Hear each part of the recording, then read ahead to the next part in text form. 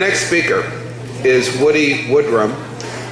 Many groups have Tea Party in the name, but this is actually very confusing, okay? So the Tea Party in itself is a movement. It's not any one group or leader like Ross Perot was a couple decades ago, where it was made it easy for one target to shoot at, okay? Many groups have Tea Party in the name. To solve the confusion, we are the Redlands Tea Party Patriots. We belong to the largest group, the National Tea Party Patriots. That is Jenny Beth Martin, and kind of when people think of Tea Party, we're the ones who are kind of leading the charge. But there's other Tea Party groups out there, and they have slightly different missions. We're all of kind of the same mindset, but the missions are a little bit different. So for us, as the Redlands Tea Party, basically we're grassroots fiscal conservatives with the values of personal freedom, economic freedom, and debt-free future. A lot of the other groups embrace those same values, but this next group, what Woody Woodrum speaks with, the Tea Party California Caucus, their job is to inject a spine into the California Republican Party. So they are a state group where we're actually, yeah, good luck with that too, you know. It's no small mission to take the California Republican Party that was once the party of Ronald Reagan to now somebody's putting up Neel Kashkari as. So, I mean, they've got a long road to go, but at least they're doing it. So their job is to inject a spine and some character into the California Republican Party. So when you hear Tea Party, there's subtle differences. So I met Woody for the first time at the May 17th Unite IE conference, which was most awesome, by the way. It was absolutely fantastic. We collected a lot of leads, we collected a lot of emails, it was very exciting. So here we're going to have Woody Woodrum come on up to the stage, and he's going to discuss what his organization does, including its goals and objectives. Thank you.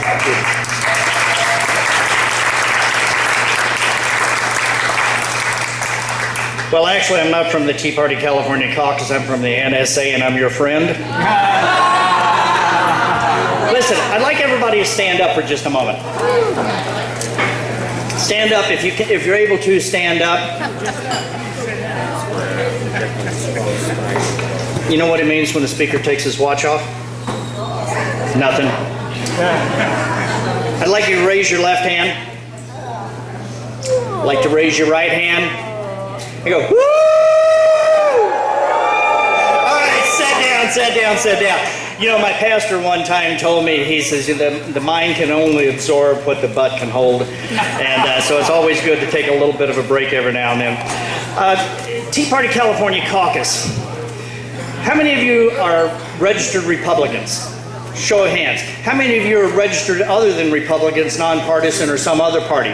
This is one of the things that we have noticed, is that in any group that you go into, especially with the Tea Party groups and the conservative groups, there's a lot of people that are something other than Republicans. And we started asking this several years ago. Why is that? Why are you something else? And we get the same thing. They're frustrated with the Republican Party. We did some research and we started looking at some of the numbers around. And we said, okay, we got some Republicans that are frustrated with the party. So we started looking, how about the Democrats? San Diego County in the past 6 years or so, past 3 election cycles, we've had about 90,000 people that used to be Republicans that went down, picked up a voter registration form, and are now declined to state. We also have about 55,000 Democrats that went down, picked up a registration form, and are now declined to state. So what does that tell you about Democrats and Republicans alike? They're frustrated. They're sick and tired of politics as normal. Now, if you look at the Tea Party, and I like this statement that they make about tea parties. Did you know, we got about 165, 170 people in here. You know, you're all dead. No, really, you're dead. You're dead. The media tells us that you're dead. The Democrats tell us that you're dead. John Boehner tells us that you are ineffective. Do you believe that? Wait a minute. Do you believe that? Do you believe that? I want them to hear you up in Sacramento, because that's what it's going to take. We're going to have to be heard in Sacramento. Now then, how do you do that? How many of you know what the Central Committee is? Sounds like a communist party, doesn't it? Most of you don't know what it is. The Central Committee is your county party. You have a Democrat Central Committee and you have a Republican Central Committee. Now, a number of people have said, well, let's go out and form a Tea Party and let's form a group that is a separate party.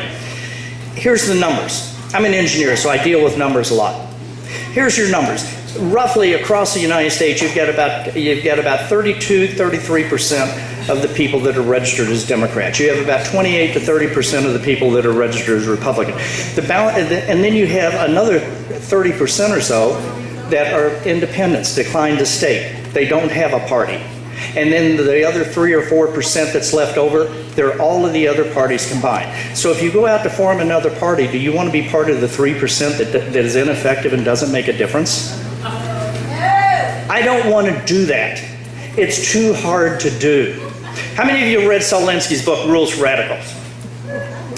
Shame on the rest of you. You need to read that because that's their playbook. That is the playbook of the progressives. They are using Solinsky's book, Rules for Radicals. I've read it several times. I've studied it. And one of the things that they do, I do not agree with his philosophy. I do not agree with what he says. However, the man is absolutely brilliant in his execution. And we can do the same thing. So what do? Do you like the way that the Republican Party is established right now? Do you like the candidates that they're putting up in front of us? Do you like the decisions that they're making? Do you like the decisions that they're not making?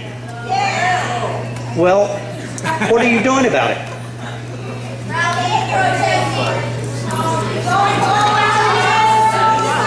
Okay, you hear this going on? We got a bunch of different things going on. We got a bunch of different people that are talking about different things. I can do this, I can do that. We formed the Tea Party California Caucus as an overarching group. We are a statewide organization. We formed a very, very short period of time ago. 9 months we've been in existence. There were 20 of us across the state that started out and formed a steering committee. We said we all had the same frustrations. We said, what can we do? We're frustrated. We're angry. We're heartbroken. I mean, absolutely, a lot of us at night, we sit down, we pray, and we're tearful because of the situation that California has gotten into and the situation our nation has gotten into. And we have allowed that to happen. That's the realization that we all came about. So we got together 9 months ago and we said, well, what can we do about this? And we went through all of these different things that I just spent a couple of minutes talking to you about. A third party, get out of the party and all these things. And what we came around to is Solinsky. We go in and we infiltrate.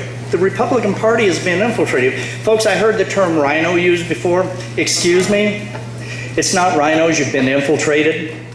We have a lot of Democrats, we have a lot of progressives, we have a lot of other people that have gone into the Republican Party and they have taken over the Republican Party. They have pulled it away from us. So what we want to do is bring it back to its, we don't want to overtake it. We want to bring it back to its foundations. We want to bring it back to the 19 planks of the Republican Party platform. And God bless you if you don't agree with every one of them, but what we do in the Tea Party California Caucus is we believe in each and every one of those, and if you don't agree with them, that's okay too. You can go back to your group and within the autonomy of your group, you can take on those agendas. But within the Tea Party California Caucus, we want to support each and every one of those, unless and until they change the planks of the platform. We want to stand by those. Now, we are fiscal conservatives. We stand in these same values that your Redlands Tea Party group does. Personal freedom. We want a small government. Economic freedom. We want the money that you make to go into your pocket, not into some dadgum government coffers where they're going to spend it telling you that they know better than what your money should be spent on. And we want to have a debt-free future for our children and our grandchildren. And we want the economic power of the United States and the entrepreneurs and the abilities of the people in the United States to be unleashed and get us out of this debt society that we're in and this debt mentality that we have. How do we do that? How do we do that? Let me ask you a question. If you had the ability to have the most powerful elected office in the United States, would you reach out and grab that? Would you reach out and grasp that and pull that into your bosom and hold on to it and cherish it and do something with it? Would you do that? I heard a couple people say yes. Are you willing to fight for your country? Are you willing to stand up for your freedoms? Are you willing to do something about these things that are happening to you and that you allow to happen every day? If you're willing to do that, it's really simple to do. The most powerful office in the United States is your local county central committee person. And you say, well, wait a minute. They argue, they fight, they got all this. Yes, they do. But you have to understand the rules. You have to understand the game. It's like you go out in a baseball field. If you go out in a baseball field and you don't know what the rules are, I guarantee you, you're going to lose the game. You go out in a football field without knowing the rules, I guarantee you, you're going to lose. This is another opportunity for you to learn some basic rules. The Central Committee, the reason that they're so important is because the Central Committee members are the ones that you've heard that somebody has the party's endorsement, that the Republican Party or the Democrat Party endorses this person. Two of the most powerful endorsements that you can get in any county and in the state is the Republican or the Democrat Party endorsement. The Central Committee members are the ones who give that endorsement. They vote in those people. Hopefully, they vetted in those people. Hopefully, they have come out of a Tea Party group. Now, if you've got people that are the establishment Republicans that are out there, that are the people that have become the rhinos that are running the party in a lot of the places that we have, you're going to get what you asked for. And if you didn't ask for that position, if you didn't do something about it, then you're going to get these type of people. But however, if you and your group and your people and you support one another and you get out there and you do some of these things, you can go into the organization. And this is right out Solinsky's book, and this is what the Democrats have done, the progressive movement over the past 30 years. They have moved inside of all these organizations, and they've moved up into the ranks and taken over key positions. And this has been a 30-year plan. And we're waking up all of a sudden, and we're saying, wow, look at this. How did this get like this? Because conservatives are out there working for a living, supporting their families, doing a lot of things that they don't have time. I don't have the time to go to a meeting. I don't have time to run for an office. I don't have time to do all this. We have time to go to a meeting like this and we learn things. And this is one of the great things about the Tea Parties. In the past several years, we have become educated. We understand the Constitution. We understand the laws that bind us. We understand the issues and the principles of what integrity means and what your word means and what it means to support our people and our troops and our livelihoods and the people within our community. Now it's time for us to take the next step. The Central Committee endorses the people. They find the candidates. We want every one of you to become a member of the Central Committee. Now here's the other reason that the Central Committee is so perfect and powerful an organization. At the state level, you have delegates. These come from the Central Committee members, and they come from the elected state and federal officials. The state elected officials for the Republican nominees are state delegates. They're automatically state delegates, and they get to appoint delegates. So this creates a large Central Committee at the state level. And there's certain people from the Central Committee at each county that goes into that. You have about 1,700 people at the state level that run the entire Republican Party for the state of California. Do you know who those people are in your county? Who are they?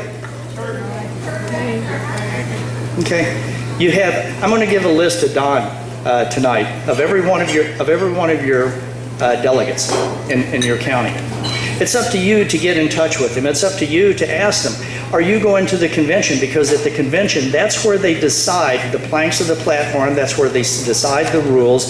That's where they decide the regulations. That's where the foundation of the Republican Party is established that flows down to the rest of the counties. So you have to be part of this organization in order to make a change in the organization. Several years ago, I was on the executive committee down in San Diego. I got so frustrated that I said, I can't do this anymore, and I quit. I literally quit. And I walked away from the Republican Party. And I said, I can do more with the Tea Parties, and I can do more outside the party than I can within. After a couple of years of doing this, we made a large impact. I've spoke all over the United States. I've talked to people all over this great nation. And what I found out is I'm throwing pebbles. I'm throwing pebbles. I have to get back inside the party to tear down the windows, to tear down the walls, to bring back the values of the Republican Party back into the party itself. And I can do that through people like you and with organizations like this that are willing to do something to stand up for this country. So ladies and gentlemen, what we're trying to do with the Tea Party California Caucus, we hold meetings. We do these Northern California and Southern California. Just like the Republican Party, they hold a conference, a convention every 6 months. We hold every 3 months after theirs, we hold another one, which is our training sessions for the next convention. We went to our first convention and we said we want to form a Tea Party California Caucus. Now, a caucus is nothing more than an overarching group that's within the body that has the right to establish initiatives and that can bring up the various different things and is a voting member. And so we became associate delegates. Now, what does it take to become an associate delegate? All it is a donation to the party, $90 every 2 years, and you're an associate delegate. There you are. Well, what importance does that mean? That means that if you're an associate delegate, if the selected delegate cannot go and vote, and remember, every 6 months it's Northern California or Southern California. So guess what? You know, it's $1,200–1,500 to make a trip up north or down south for the opposite ends of the state. A lot of these people can't make it or they're not willing to go. So if you're an associate delegate, you can go. We collect together we collect their proxy votes and we can go in and vote the Tea Party values. Now, can that make an impact? Can you make a difference? Can you do something for your community and for your Tea Party group here just by giving up a weekend every 6 months? Of course you can. And making a couple of phone calls to establish some relationships with these people so that they will give you their proxy. Most of them you probably know anyway.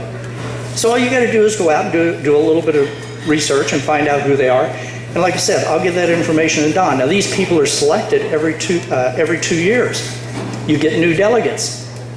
So here's what you can do. A lot of you are working for some of the candidates, state candidates and the congressional candidates, federal candidates and stuff. Go up to them and tell them, I want to be a delegate.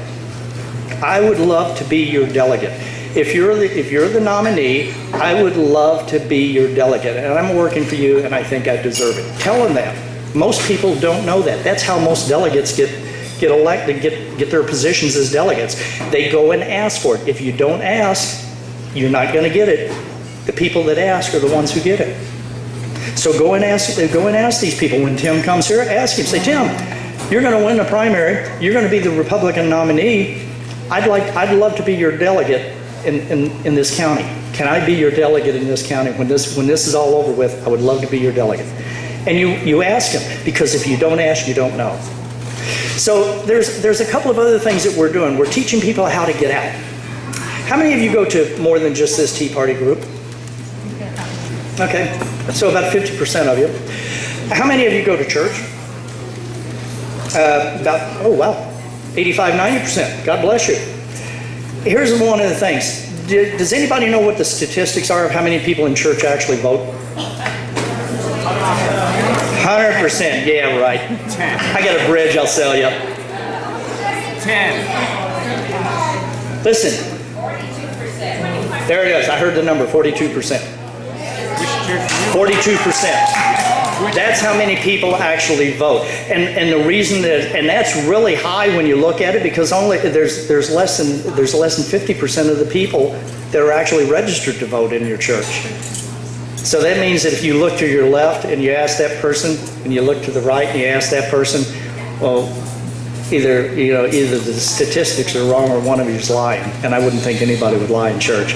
So this is one of the other things that we do. We teach people how to get into their churches. We've got a couple of flyers up here. We've got the Tea Party California Caucus flyer. I'd like for you to take a look at that and go to our website. We would love for you to join our group and become part of the organization. We would love for your group to become part of an affiliate group with us as an overarching entity to attack these things. We're going to be doing training over the next, this is not a short-term goal, it is a long-term battle. We are in a war, and these are battles that we're taking on. So we're looking at this whole process will take 2 to 4 years. We're looking at least one more election cycle, this election cycle and at least one more. It took the Democrats 5 election cycles that they started working on this. It's 10 years, every 2 years. It took them 5 election cycles that making a concerted effort to get the supermajority that they have in Sacramento. We're not going to turn it around overnight, folks. I would love to say that we are, but the truth is we're not. But with a little bit of work, with a little bit of dedication, and with a little bit of collective bargaining together and working together. I love that term, collective bargaining. It sounds like a union. My dad was a Teamster. But anyway, it's one of the things that we can do, and we can make a difference. We can impact this. The other thing that we do is we go to places, the church. Great place to go. I'm also one of the founding members of the Salt and Light Council. Now, the Salt and Light Council, we're a nationally affiliated group. We're affiliated with Liberty Council. And we have chapters in, I think we just picked up a new chapter in the 14th state. So we're working in creating these chapters in every state in the union, and we're working with a lot of the pastors and some of these other large major organizations. We will establish a citizenship ministry and teach you how to do this in church and get rid of the Johnson Amendment back in 1957, which took this out of church and said that it's it's 501c3 and you can't talk about politics. The progressive movement has politicized the church, and they have politicized politics out of the church. So it's up to us to bring it back in. About 80% of you go to church. Do something about it. Talk to your pastors. Talk to your people. Establish a Salt and Light ministry inside your church. Let the people know how to vote. They know you. They trust you. They believe what you say. That's Mary Kay's philosophy of marketing. They know you. They trust you. They believe what you say. And if you go in there with just a little bit of knowledge and you sit there and you talk to people. I go into a church and I go into a pulpit and I say, I can't tell you how to vote. I can't stand up here and tell you how to vote. Now, you want to know how I would vote if I lived in your district? I can tell you that, and I can do that from the pulpit, and I've done it hundreds of times. And this is one of the things that you can do. You can let people know, this is how I would vote. Because most of the people, they don't know. They don't know who's running. The average person sitting out there, and let me tell you, each and every one of you are not average because you're in here and you're doing something like this. So you're not average. You are special. But your average neighbor out there, every 2 years they get about 6 minutes of political information. It comes in 30-second sound bites, and it's the last 3 weeks before an election. So I want you to think about that. I want you to think about these things, and I want you to become part of this overarching group. Stay involved with the Tea Party. And the last thing I want to say before I turn this over to Q&A is, Brad Dacus was up here earlier. I want you to repeat this. PJI. PJI. PJI. PJI. That is the Pacific Justice Institute.org. I would love for each and every one of you. I've known Brad since, I think I had hair when I first met him. And I would like each and every one of you to go to his website, contribute to what he's doing. Brad does more than any other ambulance chaser that I know. Oh, I'm sorry, I shouldn't say ambulance chaser. He does more than any other attorney that I know. And I hope that you support him. Go in there on a monthly basis. Give him $20 a month. Help support. He does a great job. And you won't hear a lot of people get up and asking you to donate to somebody else's cause. But I believe in what Brad does, and I love what he stands for, and I know that his kids need to go to school and he needs to feed them. They're getting hungry. You see how skinny he is? It's because he does so much for free. So thank you very much. We got time for questions? Questions?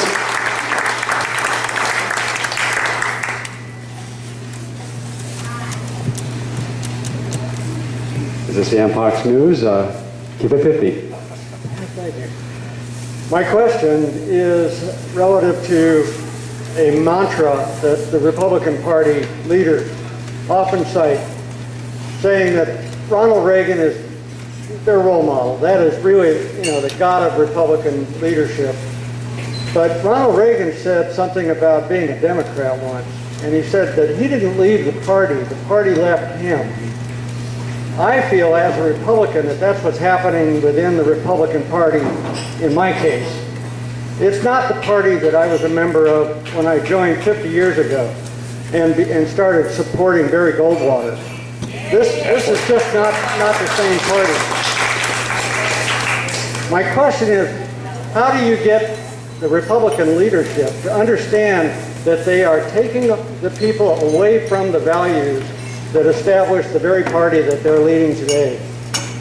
The Republican Party leadership, the Democrat Party leadership, all of the political party leaderships are interested in two things, power and prestige. So how do you change that? You change them. You take over the Central Committee, you get good conservatives elected in there, and you elect yourselves into those positions, and you put the values of integrity back in the Republican Party. It's going to take some work, it's going to take some backbone, and it's going to take standing up to some of these people, and we are doing that. Our first meeting that we had at the first convention, they said, yeah, come on, little Tea Party group, you can come in and become a caucus. Now, most caucuses at the convention, there's a couple of thousand people that go to the convention. Most of the caucuses, they have 15, 20, 25 people, and they think that they're doing pretty good. Our first meeting, we said we're going to set this up for 135 people, 135 seats, and we hope that we can get people in here. I walked into the room, I started setting things up, I heard a commotion behind me, I turned around, 135 seats were filled. I looked down the sidewalls, they were standing 2 and 3 deep in the side, and in the back they were standing 4 and 5 deep. My wife was sitting over to my left, and there was a commotion over here. I looked up, there's a camera guy trying to get through about 30 or 40 people that were standing out in the hallway. I was told it was the same way in the back. We had over 400 people at our first meeting. That's an impact. That's how you do that. Our second convention that we went to, they put us in a smaller room. They wouldn't give us a large room. We had about 350 people or so that showed up at that meeting. We had people that were on the other side of the hotel. They told me afterwards, says, Woody, we heard you from the other side of the hotel. We had to come over and see what was going on. We were the event of both of these conventions because we are willing to stand up and we're willing to do something to make a difference. And that's how you take it over. That's how you do that. And we've done that in a couple of the counties. It's up to you as the individuals to do that. We can teach you how to run for Central Committee. It's easy. It's not rocket science. Guarantee you, you know everything that you need. Let me ask you, is there anybody in here that doesn't know their name, that do not know their name? So nobody in here has dementia? Okay, you know how to run for Central Committee then. We can teach you the hard part, or the easy part. The hard part is knowing your name. Next question? I'd like to know what is or will be done about preventing the other side from stealing an election. 2 years ago, we saw places that had 141% voter turnout. I think the state of Oregon cast 1.5 million more ballots than they have in the state population. What's being done about that? How many of you heard of the Election Integrity Committee? Okay, EIP, the Election Integrity Project, that is probably one of the most important things that's going on in the state of California because they're going county to county and they're looking at these various different ballots and they're actually doing something. Each and every one of the Tea Party groups should have an Election Integrity Committee person within the Tea Party that's doing something about this. This is very, very important. You do have, okay. Oh, there's Don, there you go.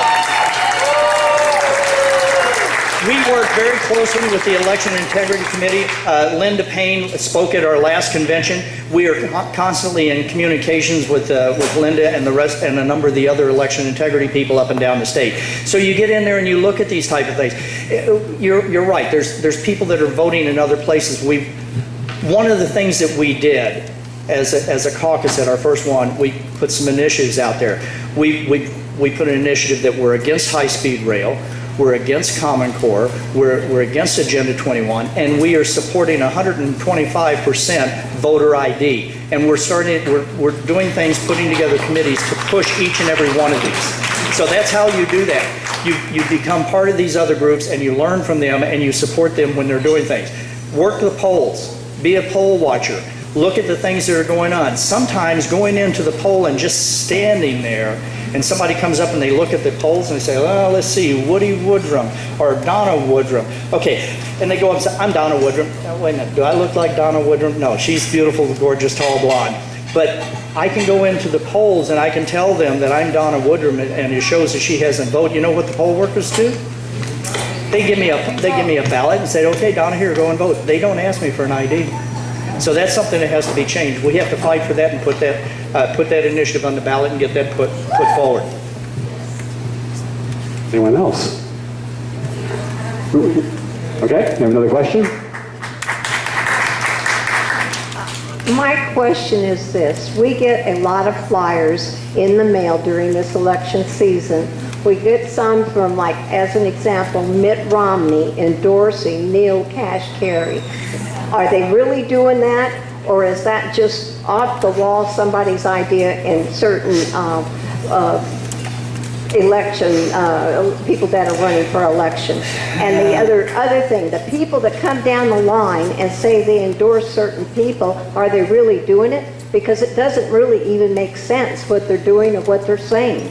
Well, I can't speak to the people that are endorsing. You have to ask them, because that's usually a personal thing. It should be something that they have that's on record. It has to be something that's signed and in writing to be legal. I can say anybody endorses me, but if I don't have it in writing, I can be sued for that. As far as Mitt Romney, Neil Kashkari, now, there's a website that I want everybody to think about going and looking at. It's called nokashkari.com. This has Kashkari when he was in charge of the TARP bailout after he had voted for Obama. He was called before Congress, and he was told in no uncertain terms, and you can see the video and see his own words on there on this nokashkari.com website, that both Democrats and Republicans told him that he was incompetent and unfit to do the job that he was doing because he'd lost millions of dollars. And now he's running for governor. However, if you look at Neil Kashkari, who are the people that are on his finance committee?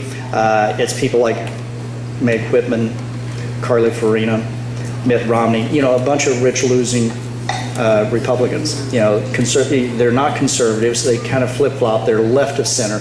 They don't represent our values, but they have a lot of money. We have a lot of votes. And this is one of the things that we as Tea Parties have to do. You guys need to think about, how many of you know what a political action committee is, a PAC? Each one of your groups needs to have a PAC. You need to donate to your PAC. You need to support the candidate. Yeah, the sheriff over here. You need to support people like him. You know, you need to support the people that are willing to stand up and are willing to fight for you and that are willing to be out front. Because let me tell you, I've run for political office at a high level. You get trashed. Your family gets trashed. So support these people. Create your own political action committee. I don't give anything to the, you know, I give as little as possible to the Republican Party. I give directly to a candidate that I vet. I don't give anything to any of these national groups. Well, I take that back. There's one of them that I do belong to, that I've belonged to for years, that I give to, but it's a religious organization. It's a PAC that this organization has, and I support them. But establish your own PAC, support it from within your own organization, and change it within your counties. Any other questions? One back here.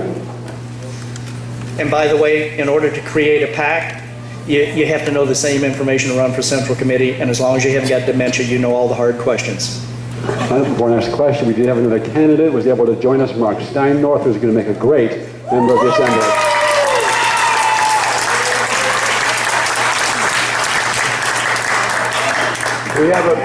We have a major issue here in California. Immigration. Give us your thoughts on that. What can be done? I'm sorry, I don't have 5 hours. Let me show you something. The company that I work for, we have a maquiladora. You know what a maquiladora is? It's a company that works within a border district down in Mexico. We get some tax breaks. We basically got kicked out of California about 20 some odd years ago before I started working for the company because of the environmental regulations. Every place has state, city, federal regulations. If you don't, if you're not in compliance with all of them, you pay fines. In Mexico, they're a little bit different. You still have the same regulations, but you go and our company meets all of the federal requirements. And they do the same type of environmental studies, they do the same type of testing and everything else. However, they're a little bit different. I have a green card. When I went to work for the company, they said, well, we're down in Mexico. And I go down to Mexico. Now, I'm not able to go down to Mexico 5 days a week. I can't be down there that much. I'm restricted because I'm an immigrant. When I went to get this, I had to prove that I was married to my wife. We'll be married 38 years this year. And 13 years ago, when I went to work for this company, I had to prove that my wife and I were married. I had to prove that I lived in the United States and that I was not living in Mexico. I had to prove that I was, that my paycheck was coming from a U.S. company and it wasn't coming from Mexico. And last but not least, I had to prove that I was not taking a job from a Mexican. I got in a business meeting with a bunch of the Mexican leaders down in Tijuana, and we were talking about this, and I was ranting and raving about the immigration and the illegals that were coming across and that were, you know, putting such a drain in our society, and that they were supporting a lot of this. And they kept telling me, Woody, you don't have an immigration problem. I kept saying, yes, we do, because of this and this and this. Woody, you don't have an immigration problem. I said, yeah, we got this and this and this. They said, Woody, you don't have an immigration problem. Well, the third time, it finally, you know, I said, okay, I'm stupid. What is it that we have if we don't have an immigration problem? He says, well, what do we do in our southern border? I said, heck, half the time you shoot the people coming across. They says, yeah, we enforce our laws. You have an enforcement problem. You don't have an immigration problem. Why is our sheriffs and why is our Congress and why is our governor not enforcing the immigration laws that are already in place? We don't need more laws. We need enforcement of the laws that we have. That's my opinion of it.